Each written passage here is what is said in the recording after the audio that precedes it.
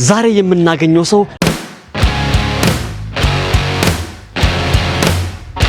ከኔ በላይ ሚሊዮነር የለም። ያንተ ከነፍስ ጋር የምትቆራኝ ሰራ የሚገርም ነገር ኩላሊቴ ፌል አድርጎ ነበር።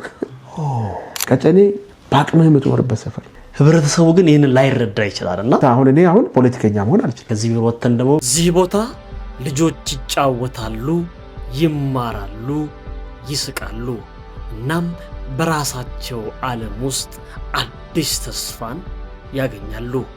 በዚህ ጊዜ ወላጆቻቸውም ትንሽ ረፍት ያደርጋሉ፣ የግል ጉዳዮቻቸውንም ያስተካክላሉ፣ ኃይላቸውን ያድሳሉ፣ ነገንም በአዲስ ተስፋ ይቀበላሉ።